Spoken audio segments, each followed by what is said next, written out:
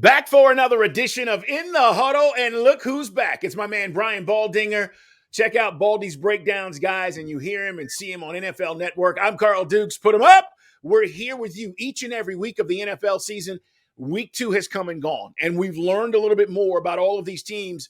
And, Baldy, I know that you've had a chance to check out all the games and see what really went down, not only in the trenches, but also maybe from a play calling standpoint. So we got a lot to chop up. We're going to talk about some of the things we saw and also look ahead, guys, because we got a Thursday night game in which I don't think Saquon Barkley's playing, but he's not going to play, right? I don't think he's playing. No, he's not playing. Giants against San Francisco. Now, listen, the Giants' task to beat San Francisco's defense would have been tough with Saquon Barkley.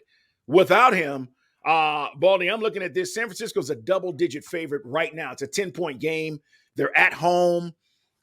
Listen, the comeback last week from Daniel Jones was amazing, and I thought it was probably one of the funnest games we've seen so far this season. Yeah. But as we talk about looking ahead to Thursday night, I just want to start there, and then I want to get some of your breakdowns and talk about some of the things you saw this week. Sure. Giants at San Francisco.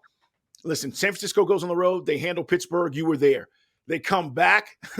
They did what we said they were going to do last week. They were just too much for the Rams. Baldy, I think they're too much for the Giants too here. Well, I do too.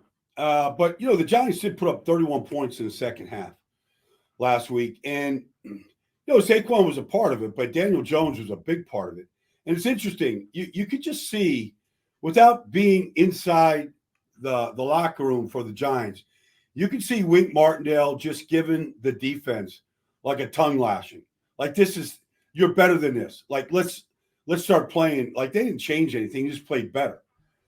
But then Brian Dable was like, you could see he was fuming. The first play of the third quarter, they come out, play action, Jalen Hyatt, 70 yards down the field. I mean, they flipped the field in one play, and they scored 2 plays later.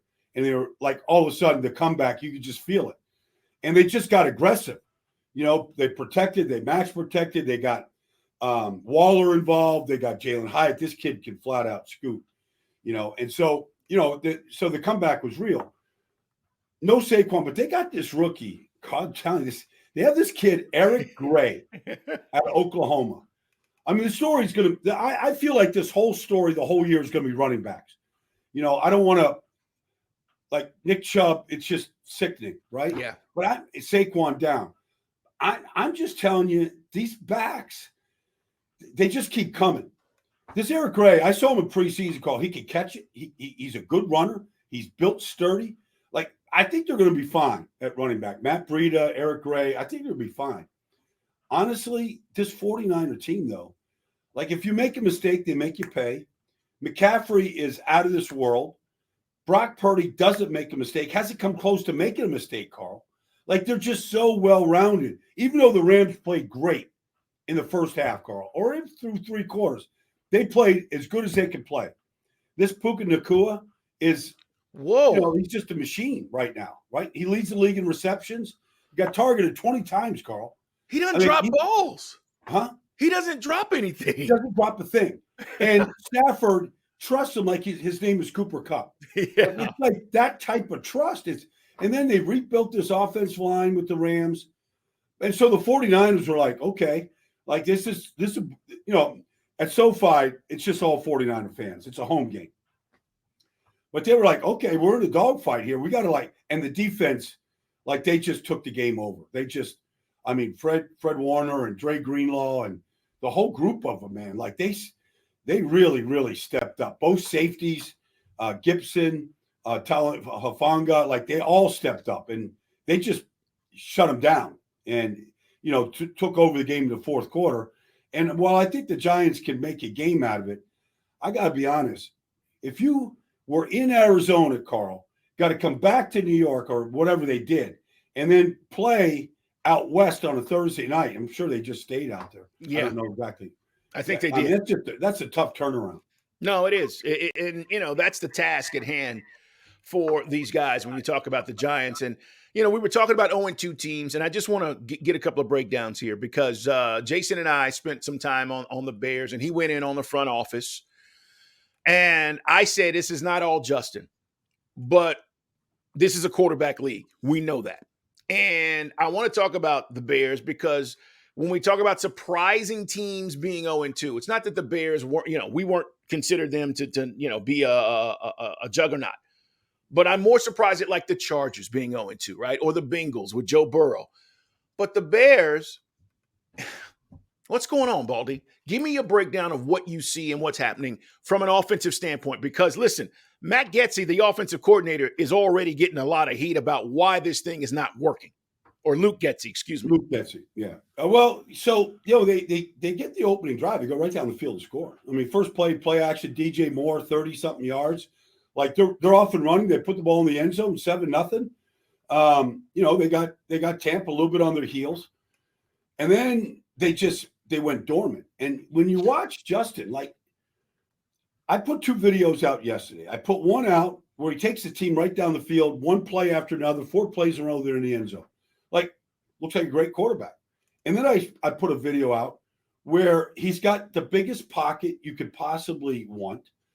He's got 4 wide open receivers. The Tampa completely blows the coverage. He's got Rashawn Johnson, the rookie running back, who's a really good player, wide open. And I don't know what he's looking at, Carl. And he freezes. And I don't know if he's looking at anything. And he ends up just taking a sack after holding it for about 6 seconds. And so you just go, like, that's not Luke Getsy. The play's there to be made. That's not the offensive line. The line did their job. The rookie tackle was just fine. Darnell Wright was fine. Gave up 1 sack to Shaq Barrett. It's going to happen. But he didn't go in the tank on it. He came back and he battled really good. The left tackle got beat once. I mean, they broke down a little bit, but that's not why they look stuck in the mud. Like, at some point, Justin, you do have to be consistent. You do have to, do it series after series. You're going to miss throws. Everybody's going to miss them. But there just seems to be something that's making him freeze. And I'm a Justin Field fan. But at some point, you have to call out what you see. And it's not – it's critical and it's criticism. But at the same time, it'd be like your parent with your son or your daughter going, they're better than this. Let me get the best out of them. And I feel like that with Justin. Because I know he can see things. I know he can read the defense and see the field, but something's making him freeze. And it's frustrating to the receivers. You could see DJ Moore. Yeah. Like, he's a really good player. You could see he's frustrated. And the players that are open that aren't getting the ball are frustrated. So then, how long can you bottle that up before it starts coming out? It's starting to come out in Chicago. Baldy, I have a phrase that I use, and this goes for any quarterback for the most part. But when they're back there and they're in the pocket, like you're breaking this down, and it's out there, Baldy's breakdowns. Make sure you check it out. I always say, pull, let the ball go. Let it right? go. And when you see it, and I saw this, we've seen it with a variety of quarterbacks, but we were talking about this before this episode, and I was saying, this is what makes Purdy so good. There's no hesitation, guys. Yeah. Go watch the 49ers offense. I know we're talking a lot about the D, and rightfully so. But pull, he doesn't hesitate, Baldy. If it's there, it's gone. And you look around the league and the quarterbacks that have success, say what you want about Tua. It's there, it's gone. He's pulling the trigger and he's making sure that, hey, I trust what I'm seeing. And Baldy, that's what you're saying to me. Justin right now is not trusting what he's seeing. And therefore, he's just holding on to it too long. And now he's trying to use his athleticism. We just saw, Anthony Richardson get knocked out of a game on Sunday. Listen, I don't care how big or strong or athletic you are. This is the NFL. You cannot continue to run around like that before you're going to get injured. Anthony Richardson, though, played 18 plays. Like, I'm telling you, this kid, I have to talk about Anthony. First of all, the offense is fun. Like, I enjoy coming in here and watching what they're doing. I can just imagine if they had Jonathan Taylor, what this thing could look like. But this team, first of all, defensively, they're very sound. They're young players, Kwity Paye, and some of these guys they've been drafting, they're showing up.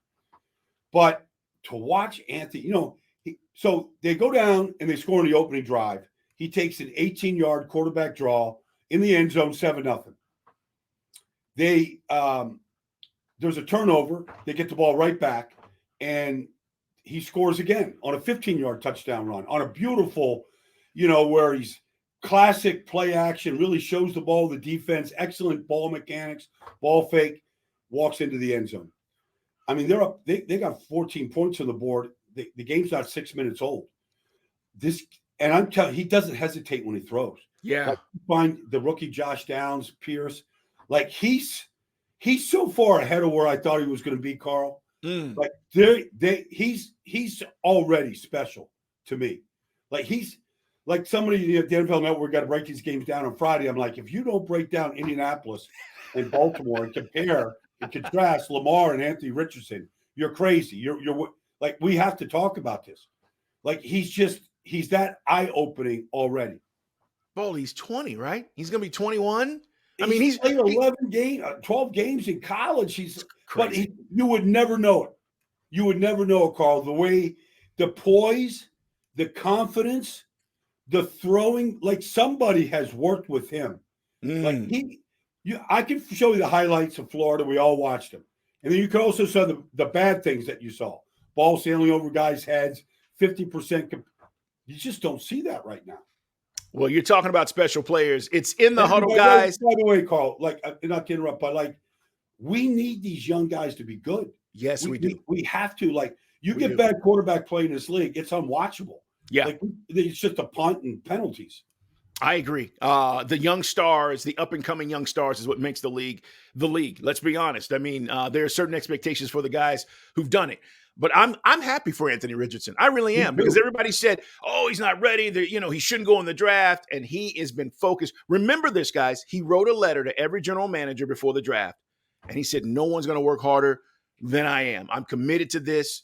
I thought that was a huge move to just kind of show his maturity at 19, 20 years old. But as you talk about special players, and I was going to say, it's in the huddle, guys. Subscribe, like us, tell your friends. We're here every week. We talk about all things NFL. We get the breakdowns, and we go inside of the league. Also, in the huddle pod on YouTube. I was going to say special players, and then we'll talk some more about this week, Baldy. Bijan Robinson. Bijan Robinson is special. Yeah. And I know that you have had a chance to check out how the Falcons won on Sunday and what a big role he played. But what are you seeing? Like, it's easy for me to sit here and say that. Tell me what you're seeing. Well, I remember when at the Combine. So me and LaDainian Tomlinson are doing the show around the Combine, and it's the running back. So LT's part of the show that day. We're looking at them all. And I asked LT, I go, what do you think he's going to run? He goes, I think he's going to, and he just pulls a number out of the air, 4.46, at 220, 218 pounds, whatever. And he ran a 4.46. I mean, LT was spot on. So I said, who's he remind you of? He said, honestly, Baldy reminds you of me. And he looks like LT. Like, the guy just makes people miss left and right, like in the hole. And then, like, when he's going through the hole, if he has to jump over somebody because there's just somebody on the ground, it jumps over. Then he's lining up in the slot and he's running a receiver. Like he's running a route like he's a slot receiver. Then he's coming in ghost motion and they're swinging the ball to him on the outside and he's got a full head of steam. He's just turned the corner. I mean, you can line him up anywhere and he looks like he's the best at that position. Right. Carl, he looks like, if you said, okay, McCaffrey, okay, yeah, probably faster than McCaffrey. Like, he is every bit of that already. Like, he is, then, you're going to get, like, you can put him and Tyler Algier on the field together. So you're starting to see some of that. Yeah. And then it's fourth down, and was it fourth down, Carl? They could have kicked the field goal. Yes. And they went for it to get closer. Correct. So, okay. So it was a big deal, and Arthur Smith had to come out and sort of explain himself. Like, it's fourth down, you're in field goal range, go win the game. It's 24-22, but they've got Bijan. So they put him, off, a little bit wider than the running back would, and Ritter just pushes the ball to him. And Green Bay comes, and they penetrate. Like, it looks like it could be ugly, Carl. Like, they could just screw it up right here. And a tackle for loss, it's Atlanta's Green Bay's ball, they lose the game. Except Bijan makes Darnell Savage miss right in the hole and goes for 4 or 5 or 6 yards, whatever, and gets it closer for the field goal. I mean, I don't like. I'd have a hard time explaining that to Arthur Blank. That doesn't work. I'd have a hard time in that meeting with Arthur. But they've got a special player. Yeah. And that, to me, that play alone, in fact, I might go put that play out. That play alone kind of tells you the confidence that everybody has. And then you could just say, this is one other thing. It's actually fascinating, Carl. They run this play to the left, just basically a toss sweep. And the right guard is Chris Lindstrom. And Chris Lindstrom, I'm telling you, probably ran faster than he's ever ran in his life to get to the offside linebacker, Devondre Campbell. And he gets there. And I go, sometimes great players just make everybody else play better. Like they want it. Drake London wants to block down the field. Chris Lindstrom wants to get to the other side of the field. Like you can feel they know they've got it. Like I blocked for Eric Dickerson and Tony Dorsett. And that's how I felt. We didn't know they were Hall of Fame players when they were playing, but we knew they were special. And that's kind of what you're seeing in Atlanta right now. It's a great point, Baldy. And great running backs, this, elevate even an average offensive line. Like you can say, these guys are not that good. But when you're able to make guys miss and you're picking up those extra yards, the offensive line all of a sudden looks a lot better. Well, they make average guys like myself and a bunch of other people look like we belong in the league. Like they rescue us when we don't really do our job very well. And that's what you're seeing from them. And then you can just tell that there's a growing love affair around Bijan because the quarterback's got some, I'm not sold completely, but Bijan makes everything else look really, really good. That was a great, because Green Bay's a good football team. They're a lot better than when people think. That's a good win for Atlanta right there. And Green Bay at home against New Orleans this weekend. I agree. I'll share this quick story. When the play call was made, Bijan said they came into the huddle and Jake Matthews said, "We're going to get this." And Bijan said he was so excited because he knew the play call was for him.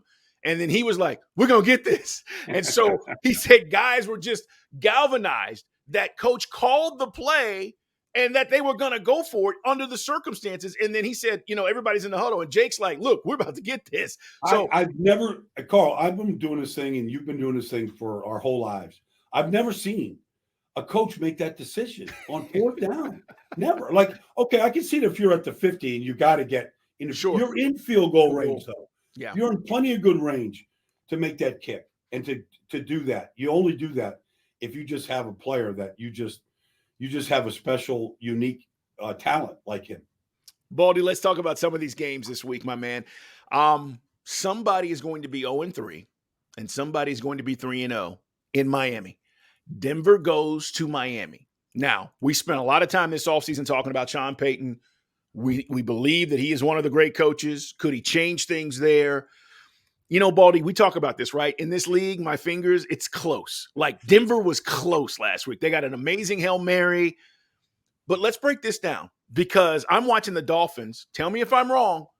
They look like the best team in the AFC. Now, I know we're 2 weeks in, but I don't see Denver going on the road and beating Tua and company in Miami and being able to slow down those receivers. And if Denver goes 0-3, here we go again. Here we are talking about, okay, we thought this was going to be different, and it doesn't look different. Well, it's got to be frustrating. I mean, because Russell Wilson played well. He played well in the game, and they came up short. But he turned the ball over twice, and one of them was just a bizarre fumble, where I don't know what he's trying to do with the ball. I mean, this is a 10-year veteran. He's putting the ball out there like this, and, Washington is like it was really kind of weird to watch, some of the decisions, but they're not very good on the offensive line. Russell's had to do a lot of Russell magic. They're getting some play from some young kids. Brandon Johnson, caught the Hail Mary pass, caught another touchdown pass. Marvin Mims, a rookie out of Oklahoma, they jumped up in that game and then they couldn't hold on. And so you go, well, defensively, who are they and what are they doing? And because if you go to Miami and you go up against that offense, look, last week the Patriots did what Patriots do. Like, okay, Tyreek Hill, 5 catches, 40 yards. Right. They got an incredible corner in Christian Gonzalez. Like, they're just throwing a lid on people. But it's hard to do that every week, against Miami, because you want to do that. Raheem Mostert goes for 43 and rips off a long run when you're sitting back there just trying to, make sure the ball doesn't go over your head. Like Mike McDaniel is good enough, really creative enough to know, okay, you want to take the deep shots away from Waddle and Tyreek, we're probably going to run the ball down your throats. And that's what they ended up doing. So pick your poison. Miami looks well coached right now, Carl. They really do. That could be a long, flight home if they can't find a way to win that game.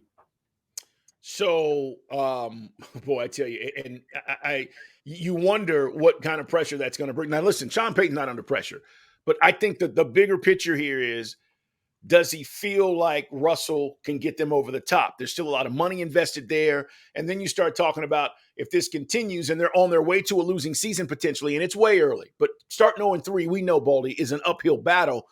And then you start to wonder, does Peyton in the back of his mind say, okay, I am not now back in the quarterback business as they move forward? And that's going to be one of those questions that we'll have to wait and see. I want to ask you about the Steelers, because Sunday night they go to Vegas. Sunday night, Pittsburgh at Las Vegas. Boy, I love TJ Watt. And I love his brother. Listen, I was in Houston when JJ Watt was drafted, okay? They booed him because they knew nothing about JJ Watt. True story. JJ Watt comes off the board. We're there. Draft room, Houston Texans select. Boo! People are going crazy, okay? And now he's beloved by that city after spending time there, doing all the things he did, and obviously off the field as well with his charitable things that he did. But TJ, I said this to Jason, Baldy, I think he's better. On the field, I think he's better than JJ.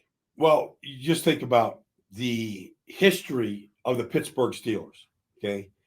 The Super Bowls, dominant team of the 70s, like just that organization. He's the all-time sack leader. He's just starting his 7th season, and he missed most of last year. He's already their sack leader now. TJ is getting help. Like this Alex Highsmith, obviously you saw that, first play of the game, interception, pick 6.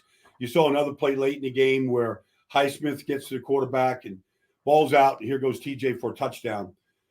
He's getting help from the other side. And together, Highsmith and TJ, I believe, is the best tandem of outside linebackers in this league. They're both capable of 15-plus sacks and then game-changing type plays. And then you add in a Marcus Golden, a young Nick Herbig, like they can get to the quarterback. The offense looks dreadful right now, Carl. It just looks, outside of George Pickens, it looks dreadful. And, they're calling for Matt Canada. Huh? What's going on there? What is it Pickett not seeing it, or is it the run game? Because I know Najee seems a little bit frustrated too. Oh, he should be frustrated. I mean, they can't score from the goal line, right now. They couldn't get a yard. He's getting stuffed. The offensive line has not come together yet. They've got a new left guard. The left tackle beat out the rookie, Broderick Jones out of Georgia. They're not playing well up front. The tight ends can't block their shadows.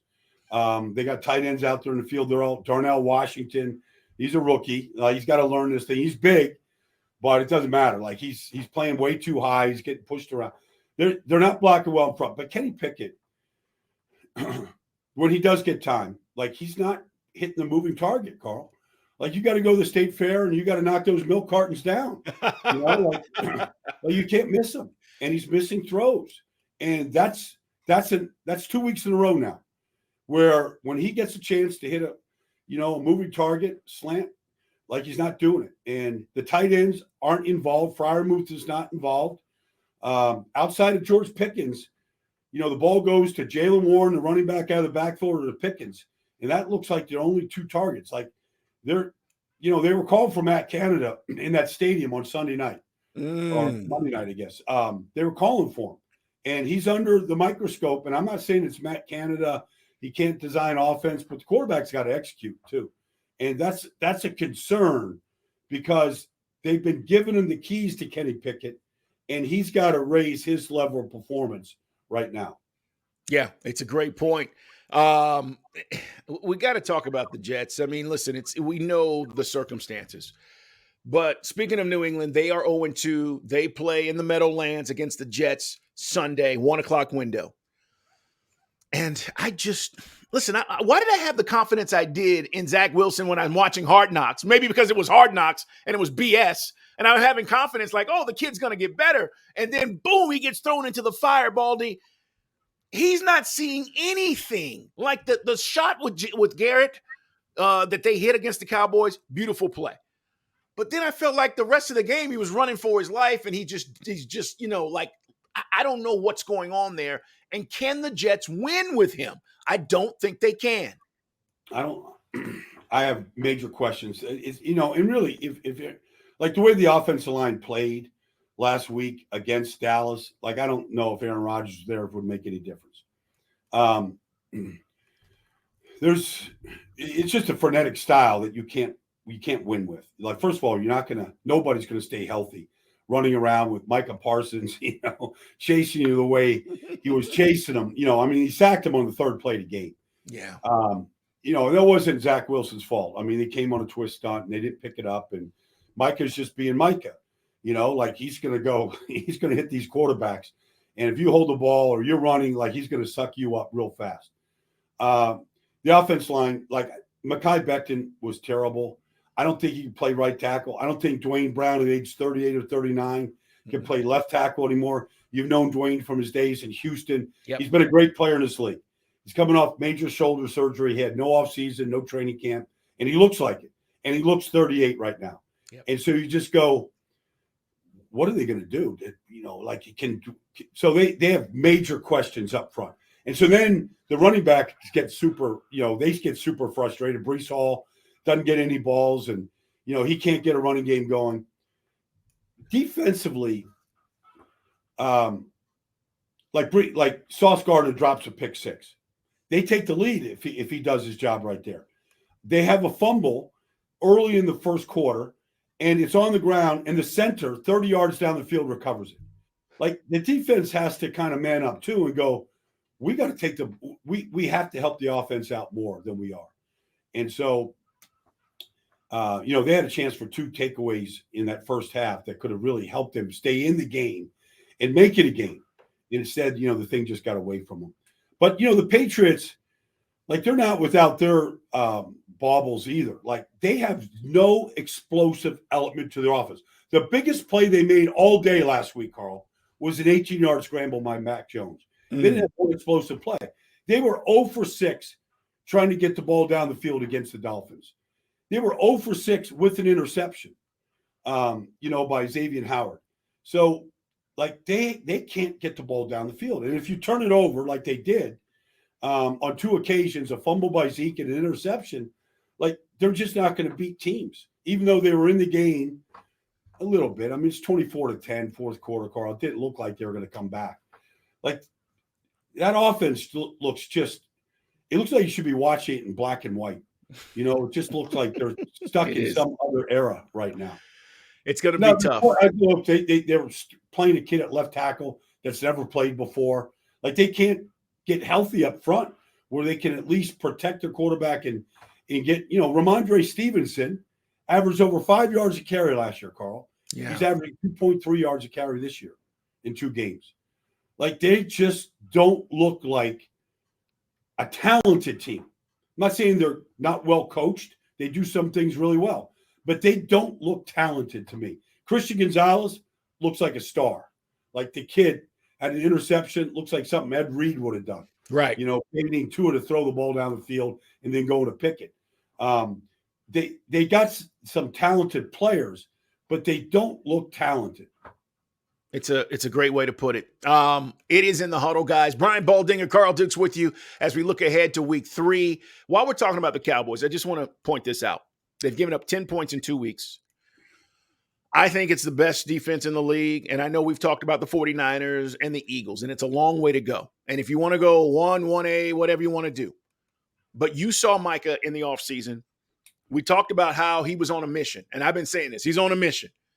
And then he reveals, by the way, and I got to tell you guys who check out this podcast every week, and we hope you do and tell your friends, my buddy Brian Baldinger said, hey, don't be surprised if you see this guy on offense at some point in the season, okay? You said this a few weeks back. He just revealed that he's been getting reps at tight end at practice, okay? Mm-hmm. So it may be coming. We don't know when they're going to pull that bag out, but it may be coming. But Baldy, talk about the Cowboys defense. It's more than Micah. He's the guy that stirs the drink. But the defense across the board is really solid. Lawrence, Van Der Esch, what they've done in the secondary. This is a solid defense. Well, not just that, but they have 7 takeaways in 2 games, Carl. Unbelievable. Now, they led the league in takeaways last year. No team has led the league in takeaways since the Pittsburgh Steelers in the 70s, Carl. Steel it's curtain? gone 50 years. 50 years since a team has gone back-to-back years leading the league in takeaways. That was a steel curtain, right? That's the steel curtain, Carl. Okay. Okay. Now, I'm not comparing the Cowboys to steel curtain. It's 2 games. I'm not comparing them to doomsday. Okay. I've mentioned doomsday with this defense. Here's the question mark is if they're in a dogfight with, in its fourth quarter and a team can stay balanced. They're not down 40-0. They're not down 30-10, the way the Jets and Giants have been. Like, can they hold up against a team that can really run the ball? Like that test might come against the Eagles, a team that really loves to run it. Like, I got to see if they can do that. But their speed, like they're doing this without their starting safety, Donovan Wilson. Like they've got some guys that are out. But, we talk about Micah, but, you look at Jaron Kearse, you look at Stephon Gilmore, Trayvon Diggs. Like, you go across the board. Malik Hooker. Remember, he was the first-round pick of Indianapolis. It didn't work out there. But it's not that he's not talented. The guy's got range. He's got ball skills. You look at Leighton Van Der Esch, he's had those neck issues. He's healthy. You look at Mozzie Smith on, 3rd and 1, just stuffing the play right over the center. You go man to man to man across the board. There's, at one point, Tank Lawrence was a $100 million player. He's healthy and playing his butt off right now. You could just go, man, you can just go across the board. This Odigizua in his 3rd year now, he came in with Micah. Like, he's an impactful player at defensive tackle right now. And then Dan Quinn sits upstairs in that box, and he's just got this play sheet. And here comes this twist stuff. Here comes this overload. Like, they're attacking you with speed everywhere and really great players across the board. I mean, they're number 1 in this league in takeaways, number 1 in defense, number 1 in offense. It's 2 weeks. Right. Against, questionable New York teams right now. A lot of football to be played. But take the takeaway thing, though, and Deion told me this a long time ago. He said, look, you're never a great defense until you're a scoring defense. And their defense is scoring right now. Yeah, it's impressive. And we'll see what happens against the Cardinals on Sunday. You see the over-under, 43.5. That means they feel like the Cowboys are going to hold the Cardinals down to 20 points easily in that game. All right, we got 2 Monday night games, Baldy. And by the way, tell the people what game you're calling this week. Yeah, well, I'm going up to Minnesota, the 0-2 Vikings, 0-2 Chargers. When my schedule came out, we thought these are 2 playoff teams, and this would be a heck of a battle. And now it's really a battle to see which team, pulls himself out of an early crypt. Yep. And because one of these teams is going to be 0-3. And, both quarterbacks have played well. Here's what I'll say.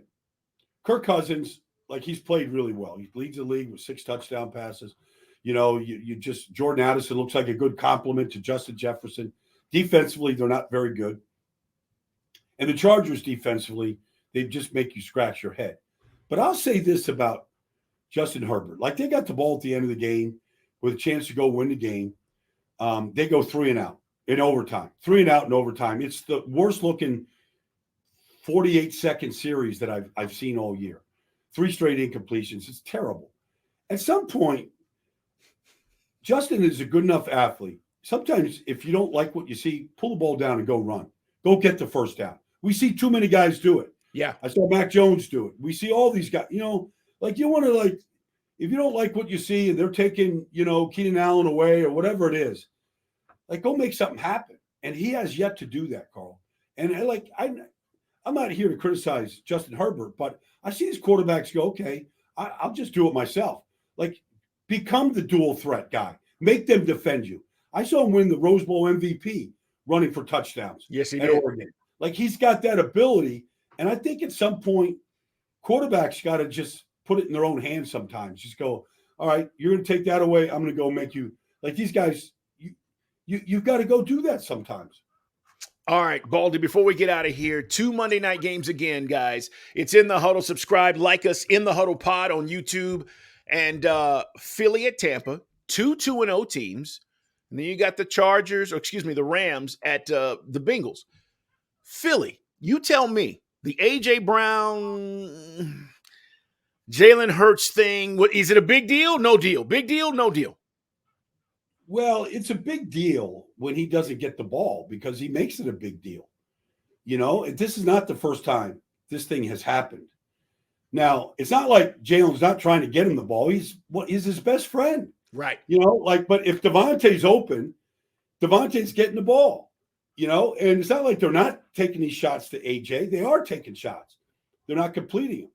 So, you know, I think it's a big deal because it's going to happen again. Now, Tampa's playing great defense. They're taking the ball away. The Eagles are not getting the ball down the field with any regularity. I think Jalen is taking off too early. This is a good test to find out where the Eagles are at because Tampa's playing great defense across Vita Vea, Shaq Barrett, pick a guy, Devin White, Antoine Winfield Jr. They're playing great.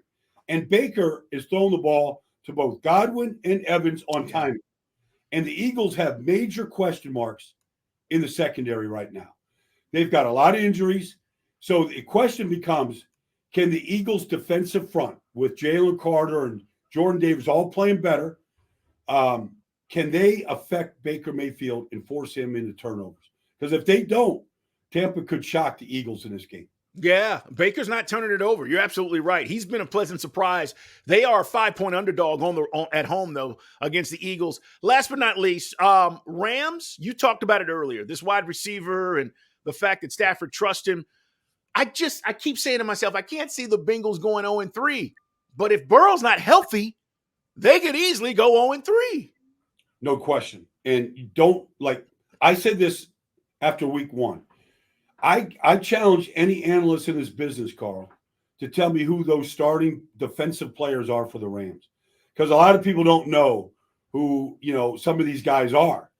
And they're making good plays and they're keeping them in games. And it's way more than Aaron Donald and Ernest Jones and like some guys that you might know, but there's a lot of players in that defense that are played really hard, that have been drafted. They're young players. But they're playing the game the right way. And then offensively, they've rebuilt their offensive line. And so you watch them play. Kyron Williams is a good player. And, Steve Avila is an excellent left guard. And No Boom's at right guard. And, and Alaric Jackson has played well at left tackle. Like Cincinnati, if they're not careful, and if Joe Burrow isn't healthy, they could easily be 0-3 because the Rams are this Puka Nacua and this Tutu Atwell, like these young receivers. It sure looks like Matt Stafford trusts these kids to go make a lot of plays. It's going to be fun, man. Week 3 is here, guys. Thursday night football, and then we get into a full slate of games on Sunday. Baldy's at the Minnesota game, as he talked about. We've got a lot to see on Sunday and certainly Monday to see what happens in Week 3. We're back with you guys next week to talk about everything that's happening around the NFL. And remember now, these teams that go 0-3, all right, the coaching hot seat gets a little bit hotter as you start the season. And guys, we know this in the NFL, guys get fired sometimes in season. We'll see, if that starts to build for some of these teams that might go 0-3. And for some surprise teams that go 3-0, Baldy and I will be back talking about, how surprised we are about it. Baldy, man, have a great call and enjoy the game. Make sure you check out Baldy's breakdowns, guys. Follow him. I'm Carl Dukes. Put him up. Follow this show, In the Huddle. We'll talk to you guys next week. Everybody have a great weekend.